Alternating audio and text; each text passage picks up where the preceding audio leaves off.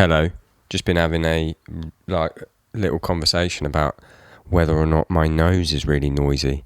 Because sometimes when I have to compress this signal quite a lot, what happens is it compresses my nose, just like breathing. If I don't put a noise gate on, then sometimes you get a little... Let's see if I can do it now. You hear that? That's because I have to compress this so much. So listen out for those Easter eggs. I've left them in for you. The odd little nose whistle, like an old man.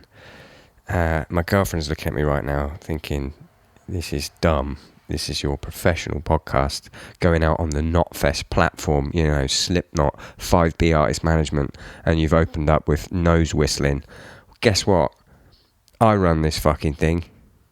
I do whatever I fucking want. And you know what I fucking want right now? It's to have Mat Welsh from While She Sleeps ripping on the pod. They got a new song out, Sleep Society, and they've got a new society out, Sleep Society. Same thing. Same words, different things. The song is Sleep Society. You can check that out everywhere. I'm going to let Matt talk to you about what Sleep Society itself is. It's a pretty cool crowdfunded thing. I think they're trying to shake up the game a bit, and it's pretty cool. We had a lovely chat. We mostly just talked about that. I'll develop a new character called Capitalist Craig, which, as a disclaimer, I must tell you, the views of Capitalist Craig are not the views of the Downbeat podcast, or in fact, Craig Reynolds himself, or anyone associated with Craig Reynolds. As you know, we're very much a hammer and sickle organisation. Merch is gone out today, I think, if you're listening to this on Friday. If you're listening to this in 2023, it went out ages ago. There's some left, I think, a little bit. www.thedownbe.at, so it spells Downbeat. And if there's none left, but you're like, oh, I hate that guy's nose whistling. I think he needs a hardware. Is it hardware or software? Hardware noise gate or nose surgery. Then you can donate at the same website. It's a little button. It's just sort of begging now. I'm just begging. And that's only if you've got money left over after using the Sleep Society to get yourself a little slice of that sleepy pie. It's Mat Welsh on the Downbeat podcast.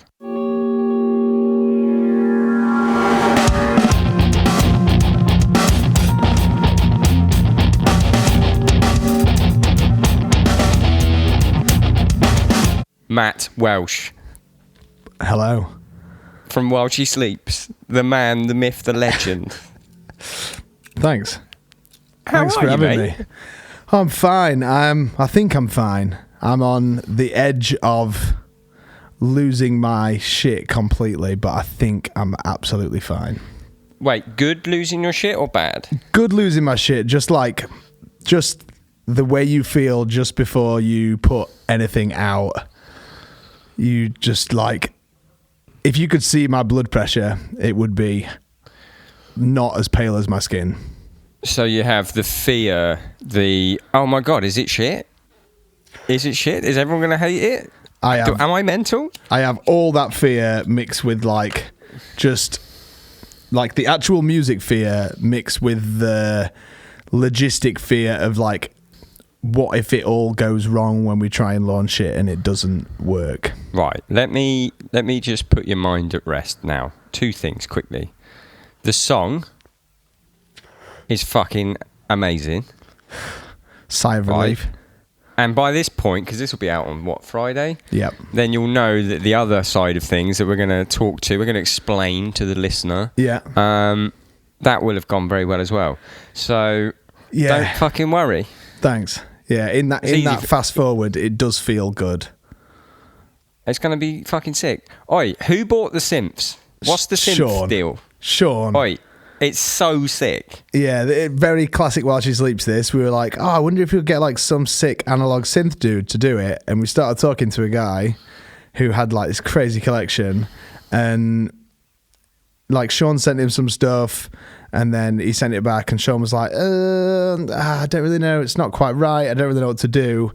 And then the next day just had ordered the synths and they arrived. And a day later, he's joined the fucking Chemical Brothers. You joke, but the song's also called Sleep Society, right? Before I fuck it. Right, okay, good. I am a professional.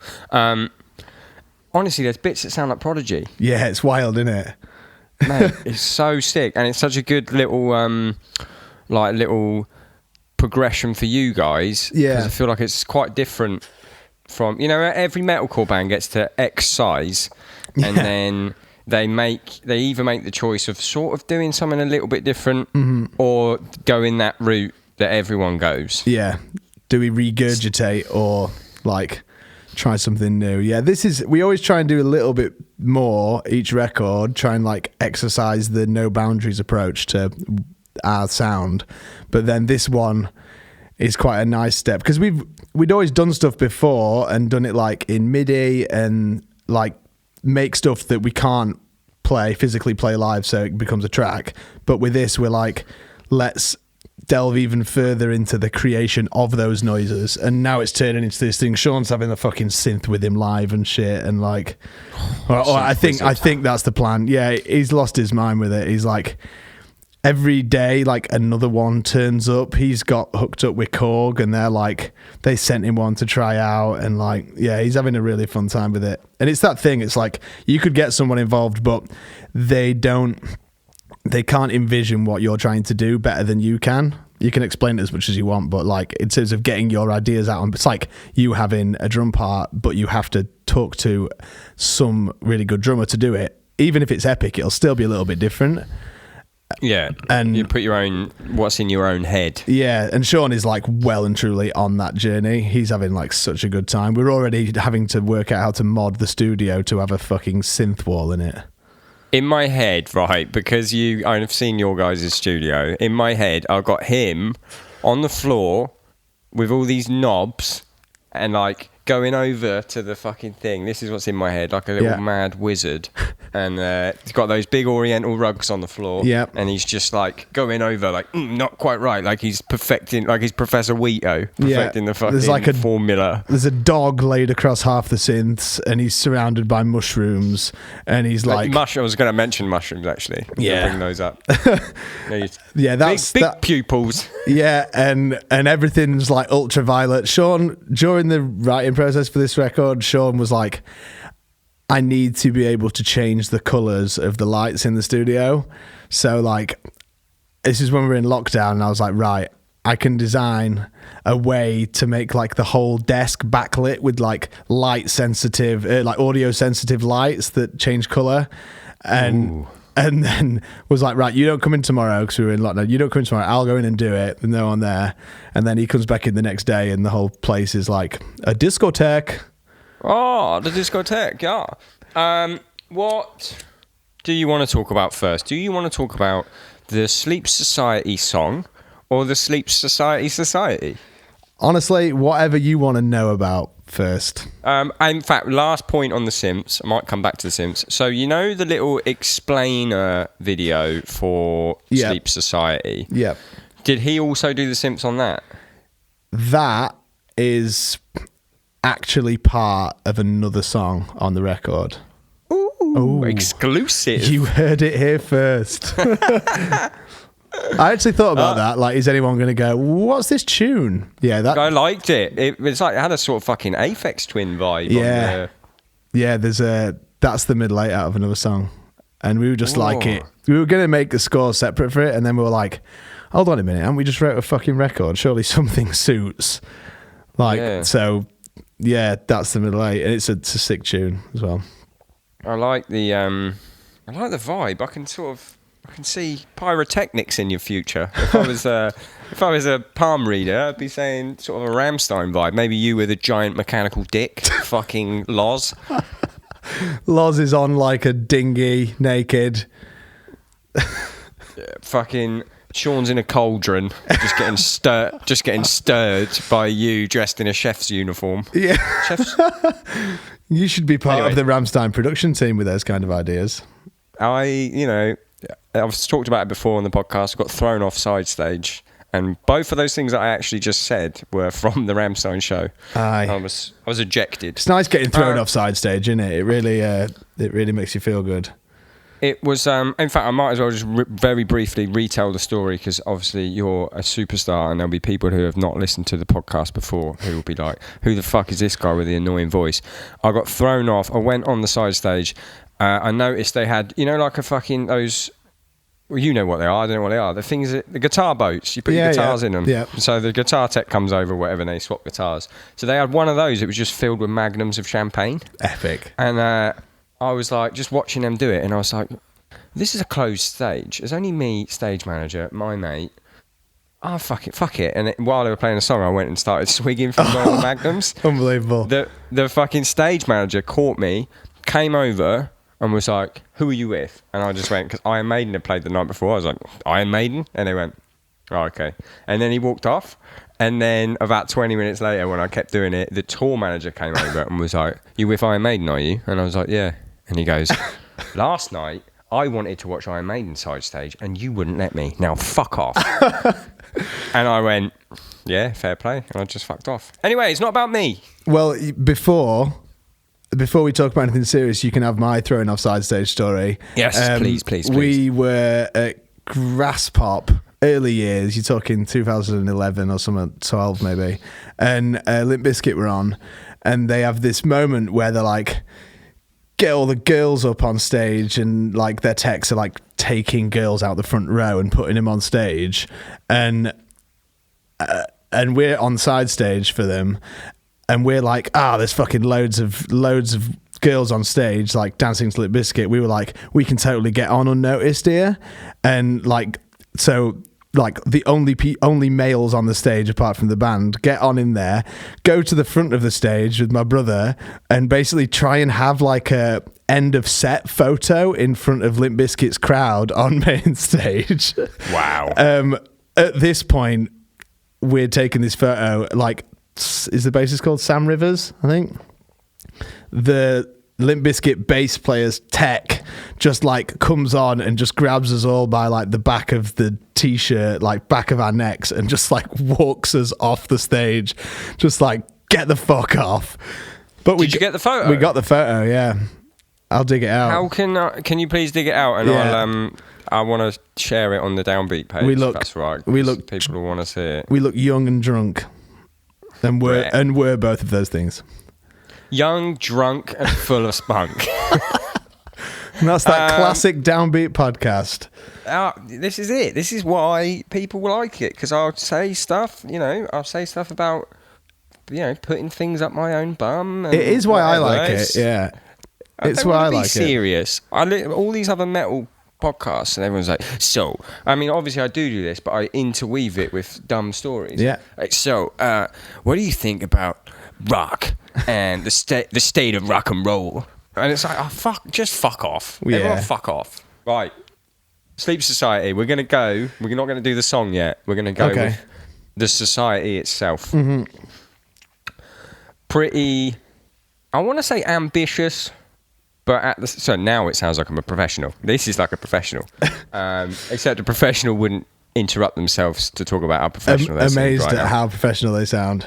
I fucked it. No, but it's quite like an ambitious idea, but at the same time, I'm surprised more big bands haven't done it yet. Yeah, it definitely feels that like nice amount of ambitious for us. We were like really, well, it's an idea that we actually have been thinking of for fucking ages. We kind of came up with it a few years ago, and we're in a position where we're like, I can't really do it because of like our internal situations with like management and label and those kind of things. So we've like had it on the back burner that we're like, we want to do this, like make this fucking like really like cool community out of what we do, and try and make it this like alternative model that we can have a go at, and we can also, as we're doing it, if it works, use it to sort of try and advertise it as an alternative route for other bands. And yeah, we just, I don't know,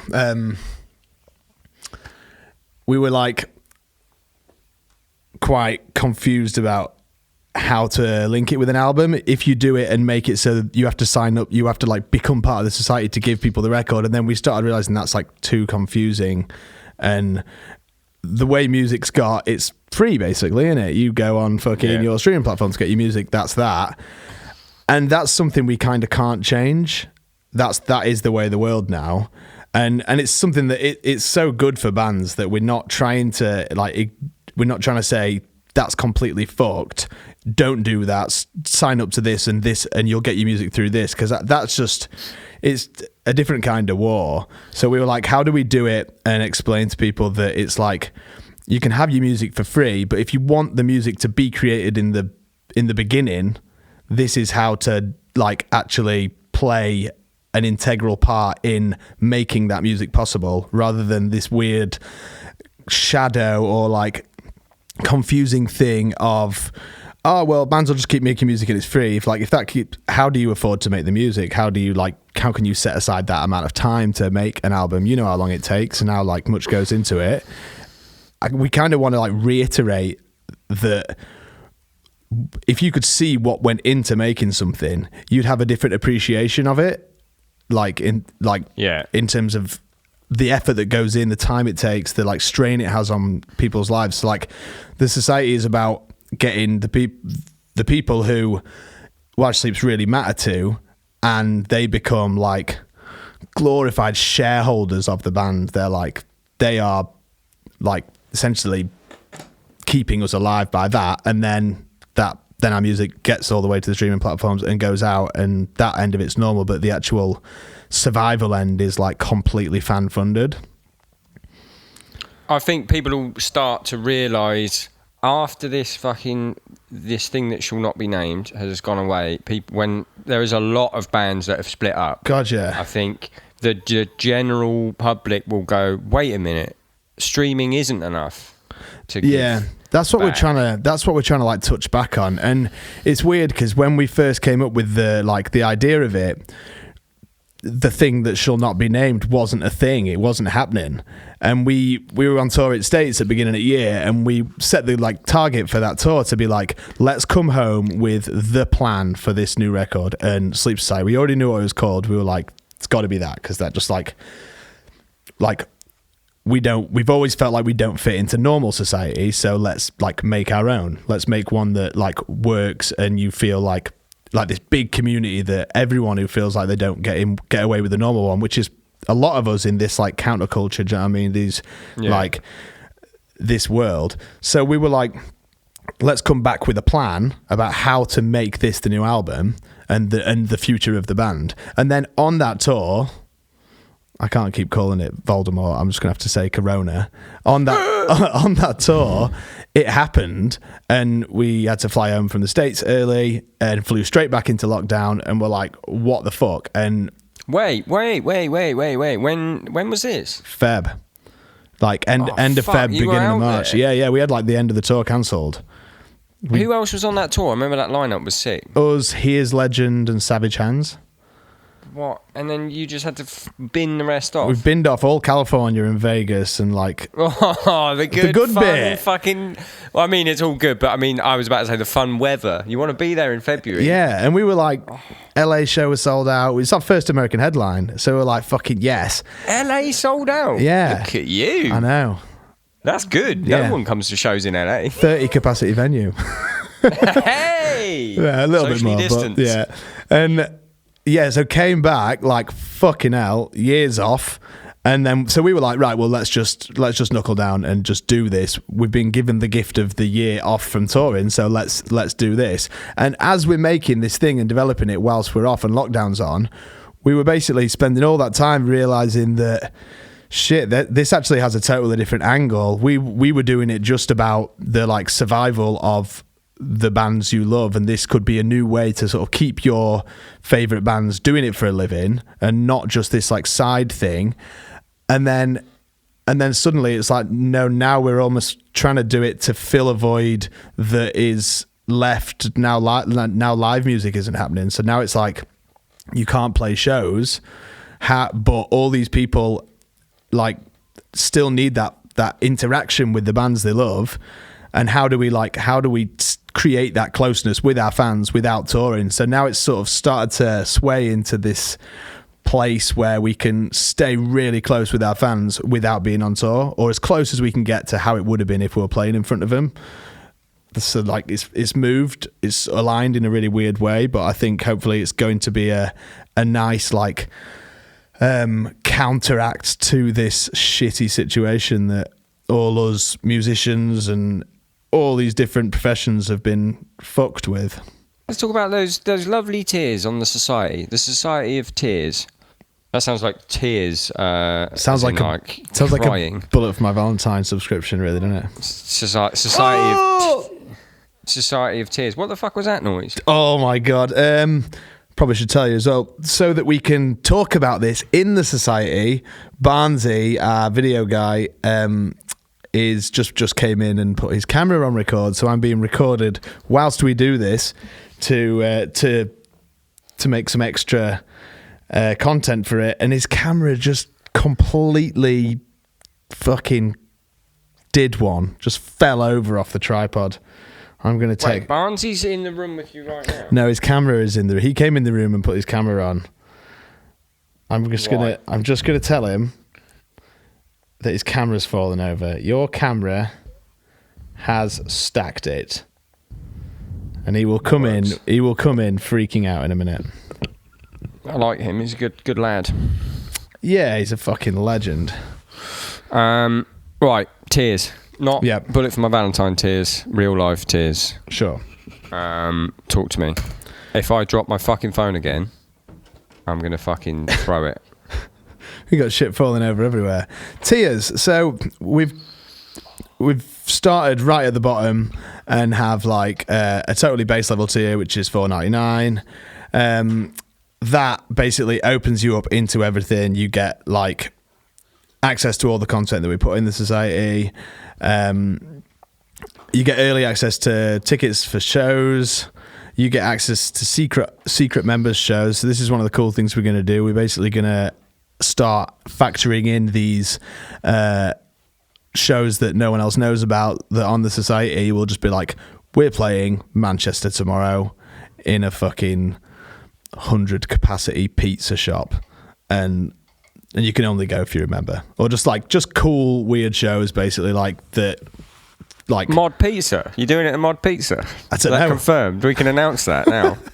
That was the first place that came to mind. We just want to do them in like cool places and we'll probably do one in the warehouse and like just cool. I mean, when we can do shows again.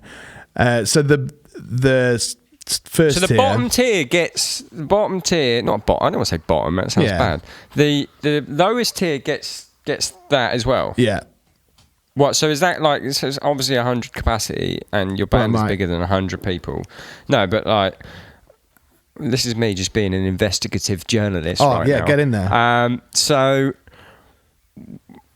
do they get the chance to buy the tickets?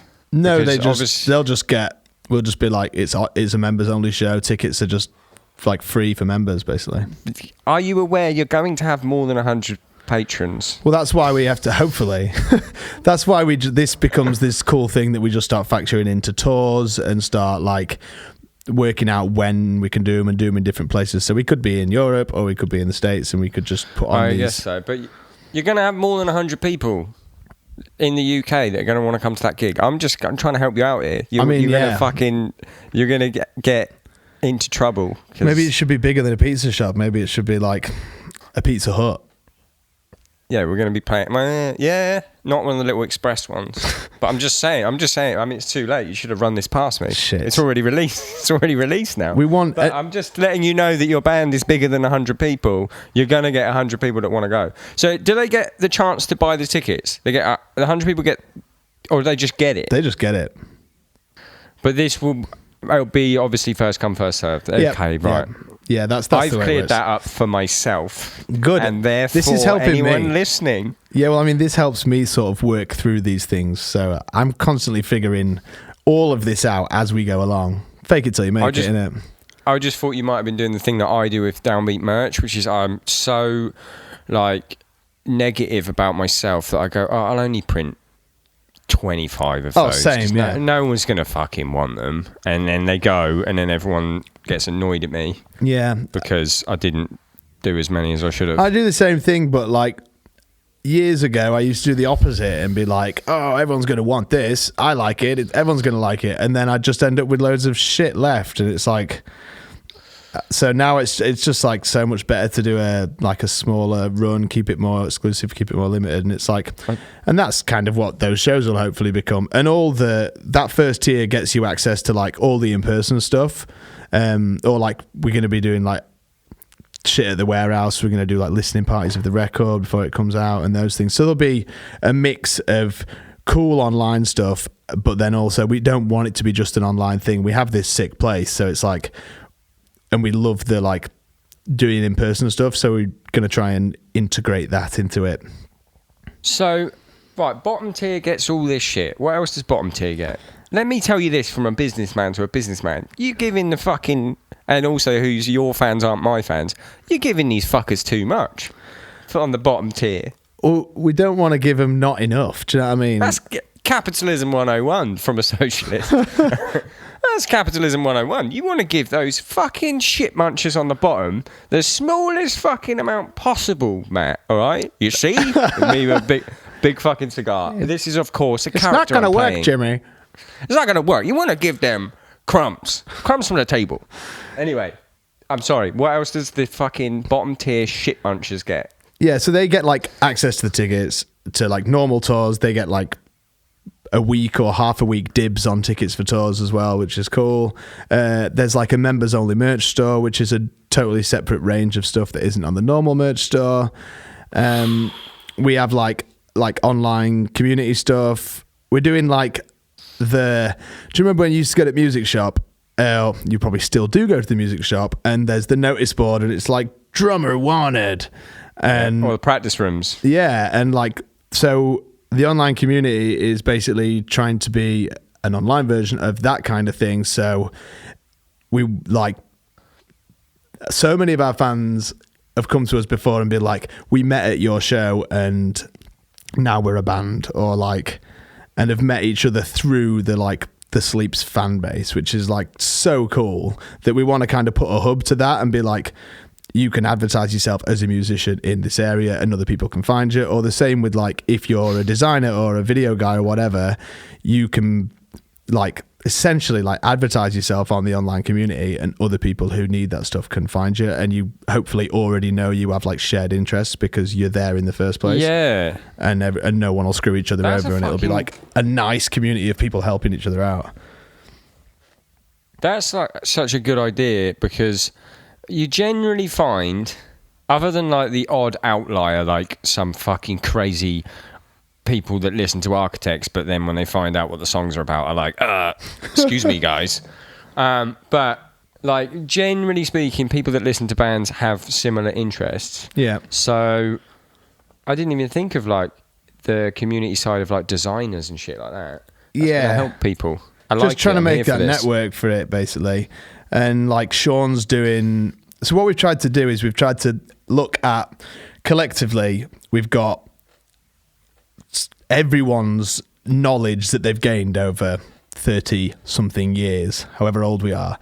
And everyone's got their areas, like mine is like graphic design and that kind of stuff. And then like the logistics management side of it and musical stuff. Sean's is like musical and songwriting, and he's now turned into this like mental health wizard now, where he's been through these things that's taught him so much about it, and he's learned ways to like deal with it. And we've sort of gone through everyone and been like, right, what have we got to offer?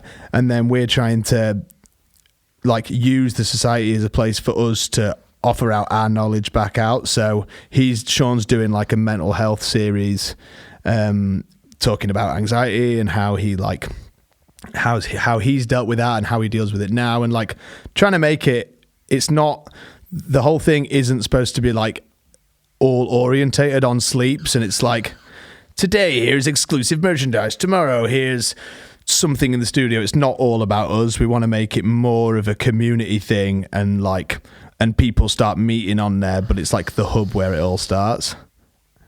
It's mad because I think for the fans, they might not realise how, like, by a simple thing, by like signing up to this thing, how, like, this is going to sound super cheesy, but like how much that actually means to the band. Like, if I see a kid is wearing Downbeat merch, I want to be that kid's friend. Like, if I see them at a fucking stray show, I will run over to them. And like, obviously now I won't, because there's no fucking shows, and I couldn't give them a hug because they'd fucking get the disease off me. But like, if I see them in the street, I will run down to the point. There's been times where I've ran at someone and they've been like, "Why the fuck is this?" Oh, and then they realise it's me because they're wearing a Downbeat hat. But like, people might think, "Oh, I'm just signing up to this While She Sleeps thing. That's the same as me streaming their album." But it's fucking by signing up. How much is the bottom tier? The lowest tier, the shit muncher tier, right? $4.99. Yeah, like that is so many streams. I don't think a single human being could stream your album enough to give you $4.99. It is like one person. It is, because I spend my life doing these maths now. It is. It's 5,000 streams to make 20 quid, so... Is it? That seems high. I noticed that on your video, but to me that seems... that seems low. Like, if you think about actually physically streaming something 5,000 times, do you know what I mean? It's so many fucking times. It's 0.00063 or something like 0.0063. Yeah, basically. Pennies or cents. And then that £20 gets split between everyone plus whoever you've done shit deals with in the past and takes cuts and all that shit. So actually, it's when you get it down to people, it's nothing. When you split 5,000... Okay, so let's, for argument's sake, let's just do a little fucking experiment here. Let's say, for argument's sake, and it is, for the most part, an album is 10 songs. So that is 500 runs through of an album to get the band 20 quid. Is that right? That's the maths. My maths is correct there? Yeah, I think so. 5,000 streams, yeah, times whatever. I think I've done that right. I got a B in maths. Fucking hell, my brain doesn't work. I don't even think 500 times for an album. Let's assume an album is an hour long. It's not. No, let's do this. Let's assume an album's half an hour long. Okay. It's not a Watch Sleeps album then. Yeah, or one of our... actually, ours are quite short. So that's fucking 30 minutes. I'm trying to figure out how many days of listening you have to have us on for to essentially get that 500 runs through of an album, 25 minutes, 30 minutes of time is 250 hours. So that's 100 days. Fucking hell. You got us on all day, all night for 100 days to make us 20 quid. Is that 100 days or is it 10 days? Either way, it's too many fucking days. And I don't think I've ever listened to... Even if it was 10 days, my maths is so bad. There's probably people at home going like, this guy's a fucking moron. Put the real maths in the comments below. Even if you had 10 fucking things, 10 days of listening to an album, I don't think anyone's done that. For 20 quid. But you could give While She Sleeps, the band While She Sleeps, you could give them just $4.99. Yeah. Can help them rock longer. Well, that's the nice thing about it. It stops... We can remove those big unachievable numbers. That's what I like about this. It's like, imagine you open Craig's veg store and you sell Craig's veg. You sell aubergines and carrots and veg, right? Eggplant. That you make just like you make your music in your backyard and you grow them. You don't Do you know what? I don't make music anymore, so this is actually more believable. Okay, so this is what's happened. Music's over. You've started Craig's Veg. You don't want to sell Craig's Veg to Amazon because you can't make the 5,000 aubergines that Amazon need. The eggplant streams. Yeah, you can't do that. But you can. All you actually need is the same 10 people to shop with you every day. Or the same, like, over that week, the local shoppers who use their local companies and go, I go to Craig's Veg once a week and I buy my shopping. So you don't need this huge number. You need a small amount of dedicated people. So to survive. And then Craig's Veg can continue. You don't want Craig's Veg to become Costa coffee. You just want it to survive for Craig's Veg. So that's the idea behind this whole thing. Is it's not because it's such a basic connection of band to fan, and it's just about us two, and there's no one in between going, oh well, I'll take my 20% and I'll do this. Like, love it. It's more just about direct thing, and all the people who are really like, not the dude who's like, oh yeah, I remember Welsh Sleeps, I listened to that record once. It's like the people who fucking use it all the time and it really matters to. If those people get involved with this, then the band gets a future. Like, it's not about this becoming, we've got 3 million like members. We know realistically that it won't be like that, but it's not a crazy number to make this work and to make it like possible. It's not a crazy amount of money either from each people. Back to the Craig's Veg analogy, like, and the thing is, maybe Craig's Veg gets quite good, and then, you know, I can employ someone else to make some veg, and then I make a little bit more veg for a little bit more people, and then I do quite well off Craig's Veg, but still not selling to Amazon. Yeah, and you then get to give... Craig's Veg is doing well, so yeah, you've hired someone else who needs a job. Hired someone else. I bought some mad fucking, what do they call it? That shit you put in the soil to make your shit big. What's Home of the Good Burger, can I take your order? Like the... What the shit you put in the soil? Like nutrients. I bought some nutrients. I'm like, are you trying to say veg steroids? Yeah, Vegroids. But I reinvested. This is like the band. I reinvested that, and now you've got bigger, better aubergines. Flip that on its head. You get more people doing your shit. Next time you record a record, fucking Sean gets an even bigger synth. One of the synths from fucking Interstellar. Yeah, maybe. and the tiers and like all these different things in the members, we go, holy shit, this is done really good, so let's send everyone in this tier something in the post this month, or let's do something extra cool. We can see where all these people are signing up, so we'll go, fucking hell, Glasgow needs a members only show because fucking hell, there's so many people signed up in Glasgow. So we get to like tend to the audience in the right way.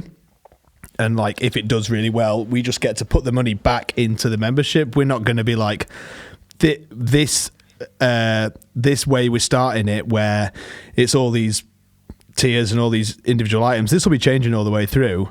So if some people say, oh well, we really like this bit and we really like the mental health things, we'll channel that success, if it does work, into doing more of that. So it'll go back into what the member is getting, essentially. Into the veg. Into the veg. It the goes veg back gets to better. the veg, which will then go into the musical tummy. Right. We've spent too long in this fucking dog shit tier, the shittiest tier, the tier that the shit... I'm joking. I've got to get rid of this character that I'm doing, which is Capitalist Craig. I've got to get rid of it. Right? So... Let's Downbeat podcast with Capitalist Craig. Right, because that is honestly not who I am. And if anyone knows me, I'm always the lowest tier. I'll always sub to the lowest tier. Let me hear about tier 2. Okay, tier 2. There's so much on tier 1. Yeah, so bottom tier feeding prawn tier for idiots. What's no. Tier 2? What's on tier 2? Right, so tier 2 moves from being... Apart from the physical in-person things that you can go to, like the shows and the events, tier 2 moves into you actually physically get a member pack when you sign up, which is this fucking sick certificate that we've designed and made, and you get that shit for your wall. It makes you look like you've done something right good in some cool... It looks like a degree. An unorthodox degree in rock. In rocking. Yeah, so you get this cool pack. It has like some sick fucking like foil stickers in it, shinies basically. Oh, shinies. Like you get a sick member pack, so you get this physical thing. So part of your money essentially on signing up has been you're buying something essentially. And then you get 10% off the online merch store all the time. This is a cool thing that comes in this tier. It's like we're essentially sharing ideas whilst we're in the studio and doing like live streams in the studio, and we'll be posting like ideas of us writing stuff where we're giving the fans from this tier and above actual say in the decisions in the record. So we'll record 2 versions of a chorus and have like a poll to be like who likes what, so they actually start playing a part in the thing we're making. So that's cool. You're going to alienate half the fan base that wanted the other bit. Well, I wanted the other chorus actually, so fucking I'm going back down to fucking prawn tier. I'm joking. And also this tier then is like it's where the tutorials and run-throughs come into play. So Sav's doing run-throughs for the whole record. Sean's doing like guitar run-throughs. The whole record, every song. The whole record. I hate how... I love, but I wish it was just in me. Just your work ethic. Even like Sav doing that house up. Oh, it's ridiculous. Like, I saw that and I was like, I wish I could be bothered to do that. Sav has repointed the outside of the house. For anyone who doesn't... I saw it! If you don't know... For any listeners who don't know what that is, that means a grinder, which a grinder is the tool version of like holding on to the back end of a dangerous shark. So it's like... it's a live shark, so it wriggles and it'll have your finger off in a fucking snap. So Sav has this grinder. He has to grind out every bit of mortar between each brick on his whole house. That's like the biggest maze you can imagine, and then by hand push new mortar into those. He's done his whole house himself. The outside of a house. The outside of his house, yeah, to make it watertight. Okay, I saw that, and then like I did Psychopath. 3 fucking playthroughs on our album, and I transcribed it or whatever. And I thought, that'll do. That's enough. That took me fucking ages. That's enough. Yeah, I mean, you guys just have to fucking work so fucking hard. If this is the way that things are going, like this is kind of going back to what I was saying before about like trying to fill that void. It's like this. We're just here. We're home all the time. Like we treat this like a proper job. We're here at like 8 every day. In the warehouse, and it's just like, why aren't you wallowing like the rest of us? I'm fucking wallowing. I ain't doing shit. I'm literally doing nothing. I'll do a couple of podcasts, wallow in between podcasts. That's it. I don't know. It's like it's a mix between having nothing else to do apart from channel our energy into this, and I don't know. I don't know why. I can sit down and wallow. I can just sit there. I do a bit of wallowing, late night wallowing maybe. Big. I don't know. I got big wallow energy during this whole fucking thing. I reckon it's a northern thing. I reckon it's part of that fucking right, lad. Let's fucking work. Is that offensive? That's not offensive. Yeah, I mean, yeah. If you rewound in time, we'd be. Wait, yeah, it is offensive or it isn't. No. Away with that? I think it's the north is a very like grafty place, isn't it?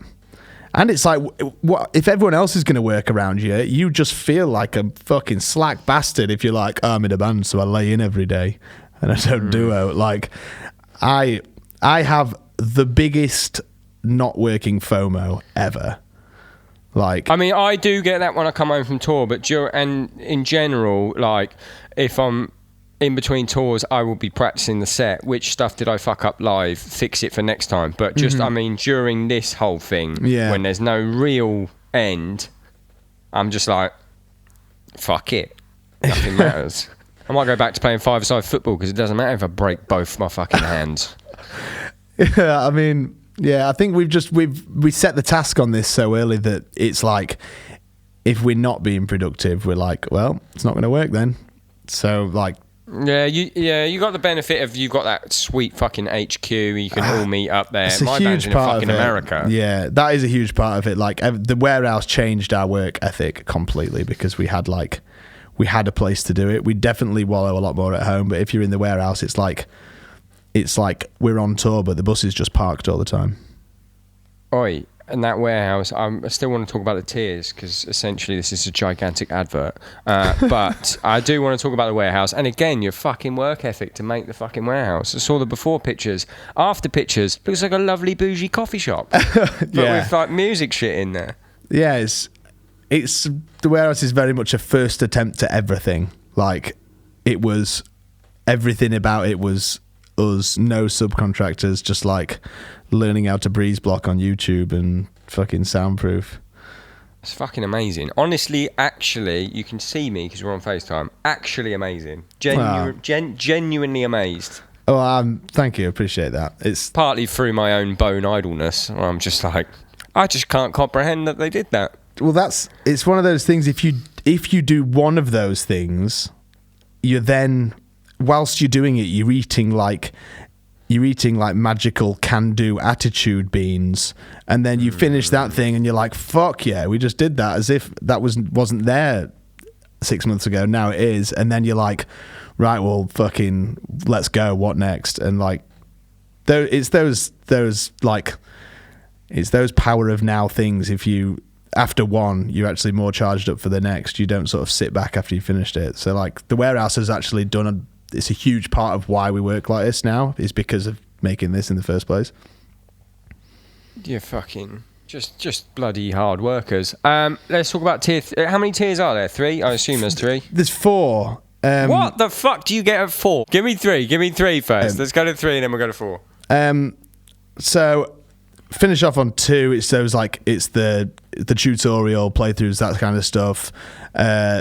You get a fucking download of the Discog, so just get all the fucking, or just a fucking, oh, is your label cool with that? And then tier 3 moves up. It's 20 quid. But don't just say it like that. You said it's only like that's too much money. Rewind. Tier 3 is only 20 quid. Yeah, it's only 20 quid. Who ain't got 20 quid?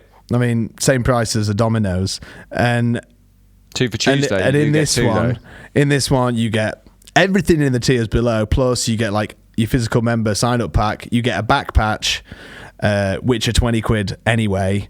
You get a screen print of that membership and loads of sick stuff. In this one, we move into doing like in-person songwriting, design, video editing, vocals, self-management, all the like in-person workshops. We're doing like more specialist things than just the Warehouse meets and stuff we do on the other ones. How often are they taking place, or just as and when? As much as we can, basically. That's going to be how much can we handle, how many people have signed up, and just those things will happen as we gauge what this work is like to physically do. Yeah, the more people that sign up, the more, like, let's say fucking 1 billion people signed up, which is not going to happen, no offence, but you would have 20 billion pounds there. You don't have to work anymore. You don't have to do the boring shit out of the way that gets in the way of music. So you could do a workshop. So we'd just be doing that all the time, which would be cool. Nice. And you get like access to basically all the bits of music we make that are on the journey to being on the record but not on the record. So all the like old demos, unused songs, lost ideas, all that stuff that never gets the light of day. And you also get instrumental versions of the songs on that tier as well, and access to like, we're going to open up things where we do like custom DIY customizations on like jackets and shit, so you can be like, I'm sending my jacket in to get painted up by the boys, which is some shit we've sort of done in the past. But fucking hell, people got to obviously pay extra for that though. Yes. Right, is that tier 3? That's tier 3. Right. When you get above that, everything from all 3 tiers below, plus your membership pack, a t-shirt, a back patch, an insane screen print, an A2 screen print, a painted drum head used on the record. We send you a fucking personal video message on signing up. You get free entry to headline shows, 1 per tour, and you get access to like fucking sound checks, and we'll meet you and shit. And side note before you carry on, love that. Personally, fucking hate meet and greets. Hate the fact that you have to pay for them. I get it or whatever, but if there was a way that you could support the band all year round, and as a perk of that, you get to do a meet and greet, then I'm fully on board with that's it. Yeah, we'd never do paid meet and greets. We're just saying, if you are, there's only 50 of these available, this top tier. But it means you don't pay for shows ever again. You get to fucking just bowl into sound checks, and you're basically like, you're in the fucking the inner circle. and like you get 20% off online merch all the time. I mean, that one, just by signing up, you get like 150 quid's worth of shit. How much is it a month? Come on, hit 60 me. quid. Fucking hell! But there's only 50 of those, and that's for your investors, basically. That's for like. Right. I've got fucking so much money that I don't care about any about it, and I don't care about the money, so I want to support Sleeps. That's for those dudes, and for do you know what, fucking as well? legends, basically. Honestly though, it sounds like you're buying friendship, but you really would buy friendship. Oh yeah, because we'll know them all. I've got some people that buy the Downbeat merch, right, and I've got some who will like buy everything, and they'll buy one of everything. Yeah, and you know them now, don't you? First name terms, like next when touring happens, we're going to be I'm going to be like, all right, where are we going after the show? Yeah. And I don't want it to sound like they bought that, but it's more in a way that I'm like, I fucking appreciate you so much. Yeah, dude. That I actually want to just fucking hang out with you because you seem like a nice person. Sometimes I feel like there's only about 100 Sleeps fans, because I'm pretty sure, like, I think I could have first name termed 2/3 of the front row at Brixton. Like there's so many people now that I know so closely, just because they're so dedicated that I've seen them at so many different things now that they are friends now. They're people I see, and if I see them, I'll go up to them and say hello, because I'm seeing them again, not they're like trying to say hello to me. It's the opposite way around now. I'm like, come here. I've seen you for the last 5 years. You might as well be a fucking mate now. Let's go for a coffee. Oi, that's honestly, we actually got a lot of that, a lot of those fans from when we toured with you guys. Like, a lot of your rabid fans became our rabid fans. Oh, we talk about this quite a lot, and we're like, when we had no fans, we used to always be like what's it going to be like when we've got fans, or what will our fans be like? And now I'm like, how the fuck are Sleeps fans so fucking nice? They're like, none of them are that stereotypical, like, I want a photo, not to talk to you thing. Like, I feel like I could go for a beer with 95% of Sleeps fans. Do you think this is just me, just a hypothetical, because I'm interested as well, because I feel the same way about Stray fans. Do you think it's because of the political undertone of the band, and it's kind of impossible to agree with you and be a shit person? Hopefully. I like to think that it's just, we never want someone to be wowed by the fact that we're there. I just want you to go, oh, I know that's Matt from Sleeps, but I also know that, like, I don't have a fucking Ferrari, and I'm not like a dickhead. Hopefully every Sleeps fan feels like they could come up and it wouldn't be weird to have a chat. Like, hopefully they understand that there's no difference between anyone in the world, from like however known they are in any kind of celebrity bracket. It's like, I like to just think we're on such an equal level with everyone who supports it, that like reflection happens, and that no one's weird about stuff, and it's so we can just essentially be friends with all of them. Oh, well, isn't that nice? I hope. Hang on, doesn't that sound so insincere? Oh, isn't that fucking lovely? In my head, I was trying to count. I was trying to do the maths again, but it's not working. Trying to figure out how much money you'd make, but it doesn't matter. Capitalist Craig, fuck off. It's because there's no fucking gigs. I'm just thinking about, how am I going to survive? I'll tell you how I'm going to survive, by fucking these bottom tier motherfucker. No, I'm sorry. Right, to round off the tier situation. The bottom tier is too much for the money, so probably do that one. The other ones, you get even more for the money. They're pretty good. The fourth one, ultimate, do that definitely, because it will run out. The fourth tier, essentially you're buying friendship, but in a good way, and not in a terrible way.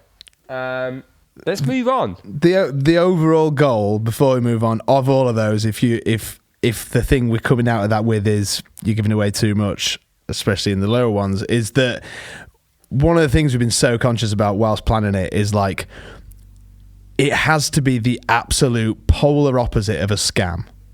It has to be too good for the money. You need to be like, fucking hell, I only pay this and I got all that, because that is what we're trying to make. We're not trying to scam it. We're trying to be like, we're making this cool new avenue where you are entirely responsible for this band being a band. And I hope you know that I'm not slagging you off when I say you're giving too much for that lowest thing. I'm, in fact, just emphasising that point. That it's actually a lot of good shit for $4.99 a month. Like, what the fuck is... Obviously, some people don't have $4.99 a month, but guaranteed quite a lot of people spend...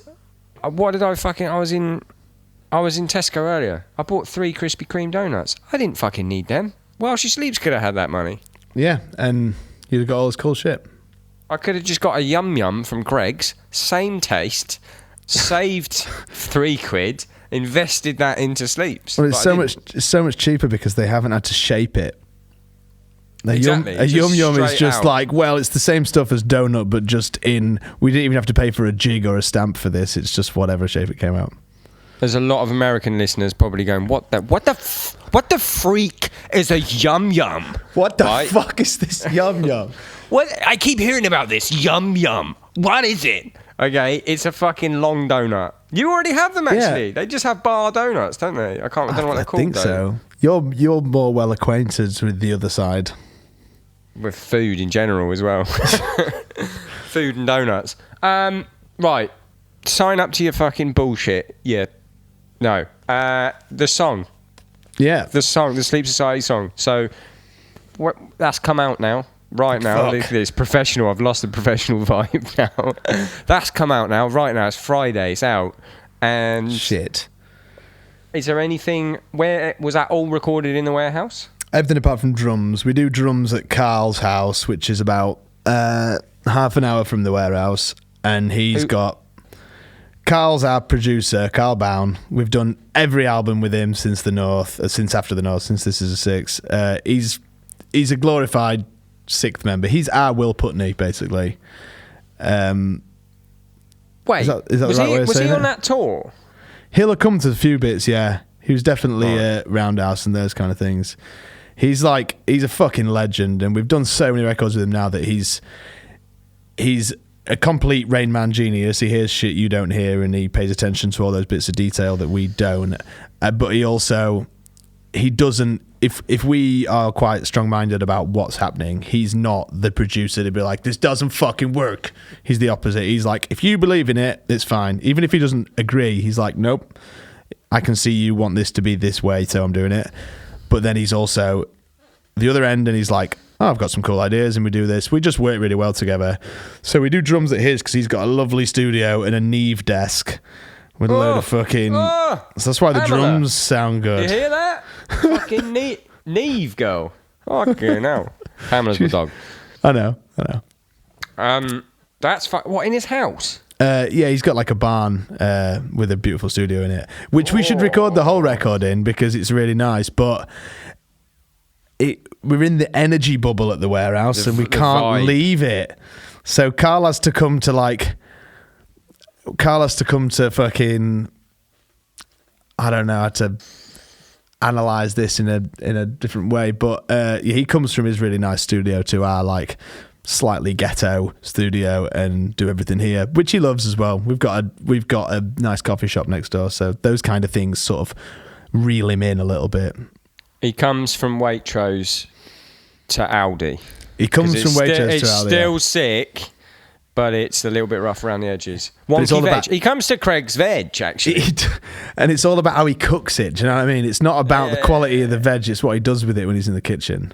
Is that where you are now? Are you in the hub? I'm in the live room, yeah. It looks quite nice. You've got one of those little guitar things I was talking about earlier. It's got guitars in it, though, not champagne. Not magnums of champagne. No. A little bit of gear there. People can't see this, so this is dead air. So you did all that. The synths are Sean's synths? Yep. Or he... Oh, okay, cool. He bought like the Behringer version of the really famous Roland Acid House, the classic, like... He bought That's that. the minute I heard it, I went, this sounds a bit like Prodigy, and I love it. Yeah, we like it too. He's been trying to make his guitar make those noises for so long. He's fucking the most techie whammy player that he's been trying to make his guitar be a synth for fucking ages, and he's suddenly admitted that maybe he just needs a synth as well. Yeah, because you had a little bit of that vibe on the last album. Yeah. But then with the addition of the actual synth, now it's more along those lines. Yeah, and analog synth, it's such a mental world that we've just got into, because it's like, it's just a wave, it's just a fucking sine wave or whatever. You have to tune the synth. It's not in tune. You don't play like a C on it. You like, there's a knob that just moves it up and down in key. So you have to like speed up the little program riff you've made into it, and then tune that to make it. It's such a weird world. Rick Wakeman shit. Fucking... Honestly, he needs a big wizard's hat and, as I've already said, a cauldron, and just fucking a bunch of mushrooms around him, like some scene from Alice in Wonderland. Yeah. Meets Yes. That's the next record. Sean gets the fucking wizard's hat. Fucked it now. Oh, we got all this money from the fucking Patreon, right? What are we going to do? Well, we're going to take a vat of LSD, and I've got this new synth, which is as big as a fucking factory, in the next factory next door, and the new album just goes... and you release it, and you're like, guys, you helped to make this, and it just goes. Yeah, so maybe this is actually our demise and not our like savior. Well, the only way people can know is to invest. Right, I've got one thing about the song, which I could be wrong, so I'm just, because obviously you gave it to me fucking yesterday, so I had to, a few fast listens. track, yeah. Right at the end. Mm-hmm. Sounds like the chorus. Yeah. And it only happens once. Oh, yeah. Is that intended? The chorus, like, is the other side where the rest of us are dumping. And then we just decide to throw in another one at the end.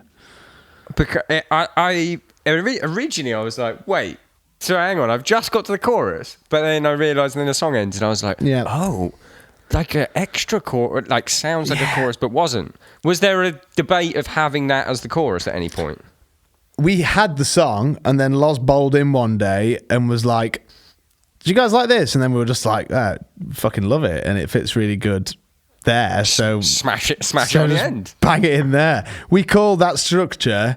We call it a deadbolt. Are you a Thrice fan? You are a Thrice fan, sure. Yeah. So you know, fucking it's the best Thrice song. I hate to say it because Riley fucking hates that song and hates talking about it. It's a great tune and all. It's the best one. It's a staple. It's a staple tune. And Deadbolt doesn't repeat itself. It doesn't have a chorus 3 times and a middle 8. It doesn't do that. It just fucking goes on and on and on and on and then ends. And so we occasionally are like, all our songs used to be like that because we were obsessed with Thrice, and then every now and again, we just have these songs that sort of do a similar thing, and we call it a deadbolt. It sort of does it right at the end and then stops. Viatrophy, my first band. Oh yeah, I think we played with you. Exactly the same. We just like the song, and it came from me and G would write all the songs, and the only way I knew how to use Cubase was to have him record riffs at a time, and then I would just build it up like that game Music on the PlayStation. Yeah. So it would just, and it would never like Dan repeat. CJ. There's no fucking choruses ever. It just goes on and on and on and on and on. Changes, develops, end. Yeah, I found a load of old stuff recently, and there's one song that's like 7.5 minutes long called Foaming from the Mouth, Sleep song. An epic. While she sleeps, meets a tale. Opeth. Honestly, nothing repeats for fucking 7.5 minutes. It's a whole, now, the amount of content in that song in terms of like the riffs and the different bits, it's a fucking EP. You could divide that up and make a record out of it. That's fucking... But no one's telling you, right? You're not going to fucking songwrite in school, and someone's going, well, what you really need is a great chorus and a verse, and then we'll duplicate this and make a full structure out of it. I mean, a lot of people fucking do that, don't they? Yeah. And you know what? Some of the best songs do that, though. That's why Yeah. the fucking ABABC or whatever. Yeah. I've got a degree in music. I've got no idea what I'm talking about. I The know what you're on structure about, exists. but I don't know. You know what I But mean? yeah. ABAC or whatever it is. Yeah. Fucking who knows? We're calling the Deadbolt one just is ABD, ABCDEFGHIJ end. That's the structure. And it's so nice, AKA though. the Deadbolt. Well, you have to listen to the song again if that's the thing, because you're like, yeah, you want to hear F again. Well, I want to hear fucking F again. I've got to Yeah. wait 4 fucking minutes for F. yeah. Good Nice. analogy. Yeah. I appreciate the. I'm going to say it. I appreciate the madness involved there. Yeah. If you didn't have your producer mate, who you've already admitted is letting you get away with murder, there's no way any producer's letting that fly. No, I agree, to be fair. Maybe that's But why that's we stayed good. with Carl. Do you reckon Yeah. you'd fight? You reckon you'd fight people? Do you reckon you'd be one of those people that? Oh, if it you would had, be a like- nightmare. I already know we are. I know we're a nightmare. We're like, should we try something different? So we go somewhere else, and we just fucking can't handle it. Someone's like, you should do it this way, or you should change the smallest thing, and we're like, nope, no fucking way. How dare you have an opinion about how we make it? It's ours, not yours. And sometimes the opposite's true. Like I think with Stray, we need another pair of ears, but they need to be Will Putney's. Yeah, and ours need to be and- Carl's. That's the same thing. And a They're lot of allowed an bands- opinion, aren't they? A lot of bands mix and match producers, and they tend to be the bands. I don't want to slag anyone off, but for the most part, they tend to be the bands where sometimes they have a weak album, and I can guarantee it's not the band's fault. It's because they've gone with the fucking producer. Yeah, or a And- slightly blurry identity because each place they've been has tried to take them in somewhere that wasn't actually them. Do you know what I mean? Exactly. That's a very more artistic way of putting it than my mash of words.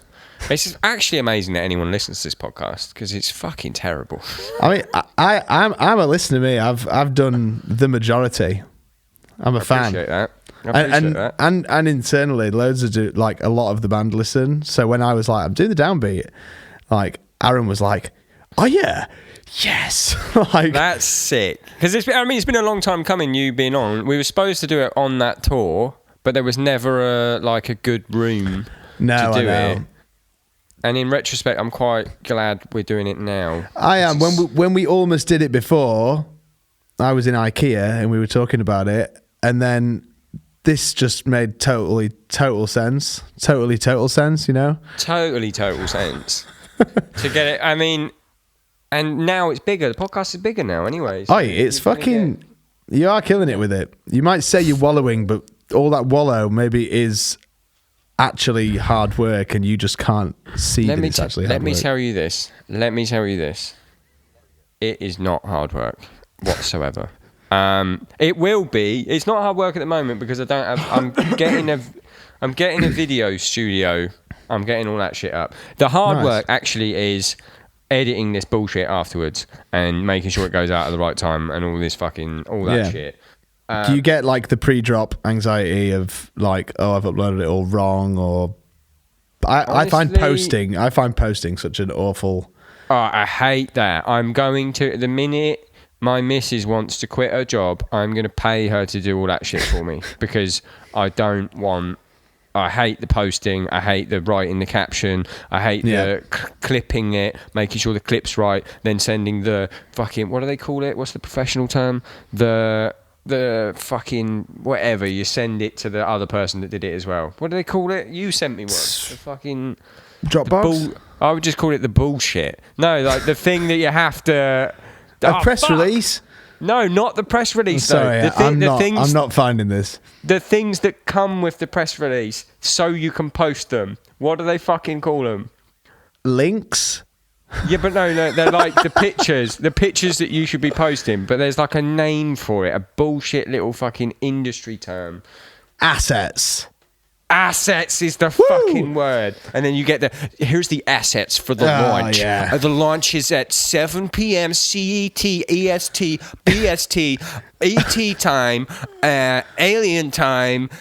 Here's the assets, the story one, the post, the normal post one. We've made it so complicated now as well, haven't we? It's like every social media is a different size, so I've got to make this same thing fucking 12 times. This is for story. This is for story. Please post story with a swipe up if available, and this is the normal size, the Instagram size, the Facebook size. Now it's going to be fucking TikTok size. Fuck this. I can't. I had my first moment of it. Someone was like, "Oh, you should get a TikTok. It's like it's happening." And I had my first proper moment of like old man. I was like, "I don't bloody need another bloody social media. Thank you very much." I'm exactly like, the same. "Oh shit. Oh yeah. I'm Honestly, old." I got it because I was like, I do dumb shit on my Instagram anyway. I was like, you know what, I'll move it to TikTok, and then I quickly realised that it's a whole different thing that I'm just like the lip syncing, and then everyone's like loving it and like, yeah, you nailed this. It's like, what am I watching? Am I right in thinking, because I haven't got it, am I right in thinking you like do each move of the dance routine and then it times you for you? I've got no idea. There's like dance challenges on there, and then there's people just lip sync, and like I get the ones where like someone's wearing something and there's like cleverly edited stuff or whatever. They're fair enough, but a lot of them are just lip syncing, and a lot of them that get really big, because my missus watches them all fucking day. The ones that get really big, a lot of them are just someone talking on their phone. And it is old man shit because it's the generation below us now. Talking on their phone like, so I was at sorry, that's always American, but you know, you guys open yourself up to this. So I was at work and this guy asked for a coffee, and I said, sure, do you want a mocha? And he said, no, Americano. And I said, okay. And then when I gave it to him, he said, I wanted a mocha. And then everyone's like, ha, ha, ha, this happens to me at work all the time.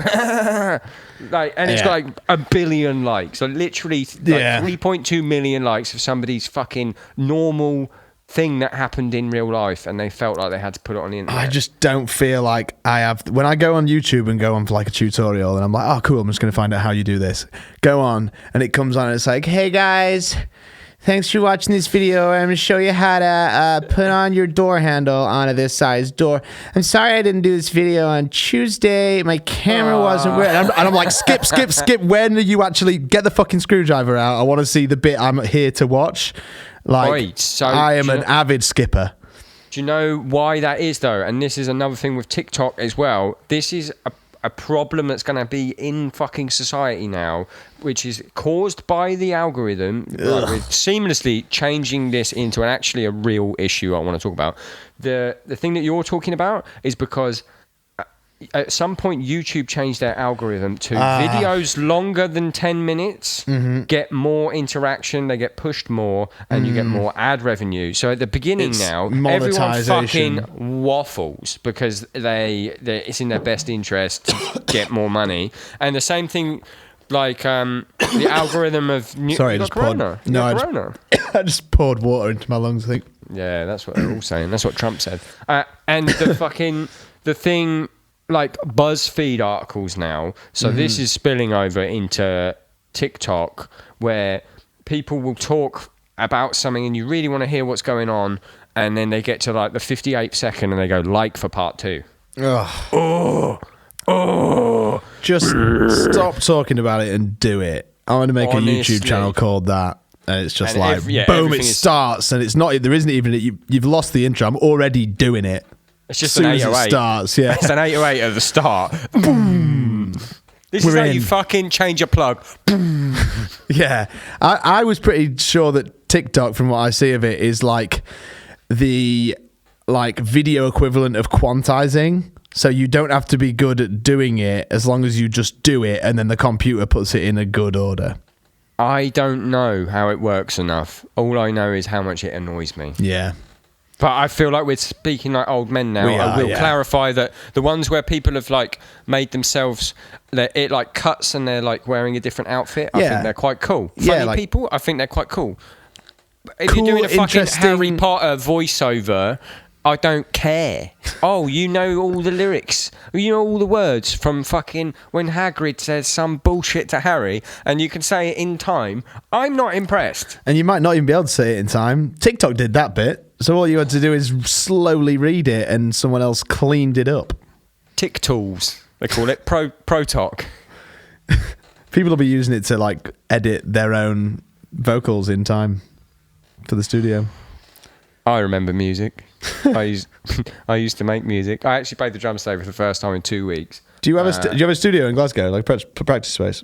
I share with Bleed From Within. Of course. I was going to say when I first saw you up there, I'm like, surely you're in the bleed sport. That would be my first go-to. They don't want to hang out with me though. They don't think they like me. In my imagination, you live on Sauchiehall Street because everything's on Sauchiehall Street. I don't. I live the opposite side. But it's nice though.